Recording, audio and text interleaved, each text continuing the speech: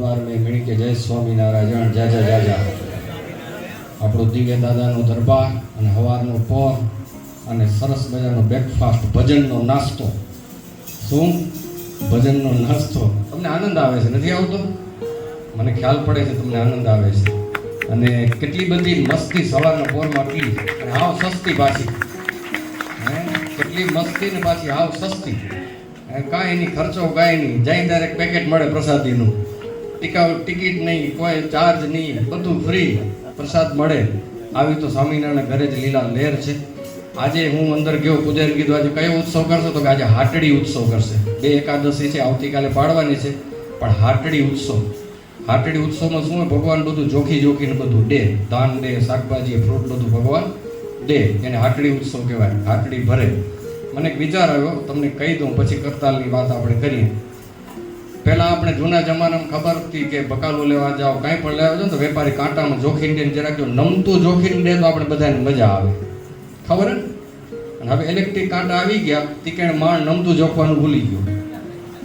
હવે નમતું જોખતો નથી, એ સંસ્કાર આપણા ઘરમાં નડેરા આવે. માણસ જો નમતું જોખી દે તો બધાને મજા આવે, પણ આપણે એમ જ પડે આવું કલાનામાં આ રોલો હોય. એટલે આજની હાટડી ઉત્સવમાં આપણે બધાને એવું ભાવ લેવાનો, 3 વર્ષ સુધી ફરી પાછો અધિક માસ આવે ત્યાં સુધી અભ્યાસ કરવાનો, કારણ કે લાંબો અભ્યાસ છે, એક દિન પૂરો નહીં થાય. મહારાજ પણ વચનામૃત એમ કીધું કે અમને રામાનંદ સ્વામી પાસે જાવું તો ગુરુનો ખપો તો સત્સંગમાં રહેવાનો ખપો તો અમે નમતું જોખી દીધું. 9 મહિના સુધી મુક્તાનંદ સ્વામી જેમ કીધું એમ અમે કર્યું. આપણે મહારાજના ચરિત્રમાં શીખવાનું, તમને જેને રાજી રાખવો, જેના ભેગું આનંદપૂર્વક રહેવું હોય, મુકેશભાઈ સાંભળો રા, હવે નમતું જોખી દેવાનું બધી જગ્યાએ. અમને પણ સોખે જો આ મંડળમાં રહેવું હોય તો અમારે નમતું જોખી દેવાનું.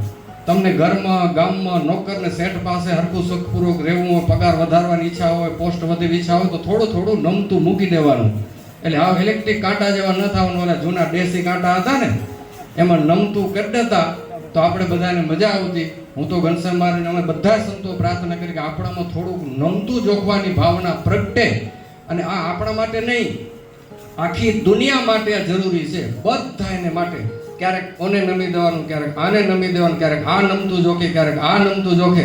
ભક્તજનો સંસાર એવો સ્મૂથ હાલશે, તમને છતે તે અક્ષરધામનું સુખ મળી જશે. ખાલી આટલું શીખી લેશો તો. મારે પણ એ કરવાનું, તમને પણ એ કરવાનું છે. હવે તમને બધાને એમ થાય મારું છે તો કરવા જેવું, વાત તો બધાને મીઠી લાગી, એવું થાય કેમ?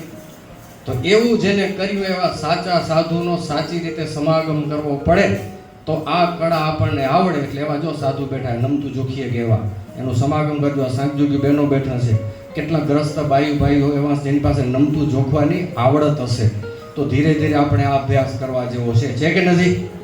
આ તમને વાત સારી લાગે તો લાઈક કરજો, શેર, પછી શું કરશો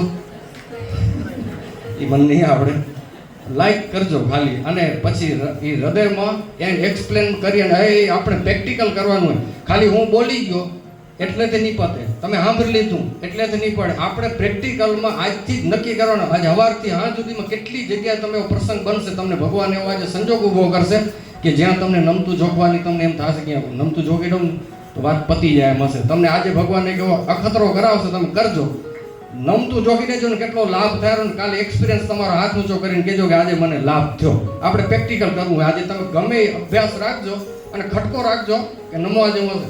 પછી એવું નહીં કે કોઈ કરોડો રૂપિયા માગે ના ભલે લઈ જાય દીધું નમતું, એમ નથી કહેતો. એમ કરોડો રૂપિયા કે જમીન કોઈક તમારે લખાવી લે, દુકાન લખાવી લે, સામી કહેતા જાય નમતું દઈ દે, એમ નહીં. એ નમતું ક્યાંક તુચ્છ જેવી બાબત માટે આપણે પકડીને બેઠા જ્યાં ક્યાં માલે ન હોય. બાકી તમારી માલ મિલકત હાલી જાય તો ત્યાં નમીને દઈ દેશો ને પછી કે સામે લાવો હવે દુકાન હાલી ગઈ. તમે કીધું તો નમતું જોખી દેવાનું, ભાઈ લઈ ગયું બધું. ઘણા મોકો જોઈ બેઠા, સામે યાદ કીધું હાલો મારો ચોકો. ભાઈને કદાચ આજે મનમાં હશે નમતું જોખી દેવાનું, બધું જટી લઉં. એમ ભગવાનના ભગત કોઈ કાચા ન હોય. એમ ભગવાન તમારું આનું એ જવા નહીં દે. નમતું જોખશો તો તમને નુકસાન જવા નહીં દે. ઘનશ્યામભાઈની જવાબદારી તમારું વધશે, ઘટશે નહીં. એવા પ્રસંગ જ નહીં આવે તમને કોઈ નમાવા આવે. પણ જ્યાં જરૂર પડે ત્યાં નમી દેવું, થોડુંક ઝૂકીને. જો મચ્છિયાનો ફૈબા જરાક ઝૂકી ગયા વહુ આગળ, દીકરા વહુ આગળ, તો મંદિર શિખરબંધ મચ્છિયાઓમાં થાય.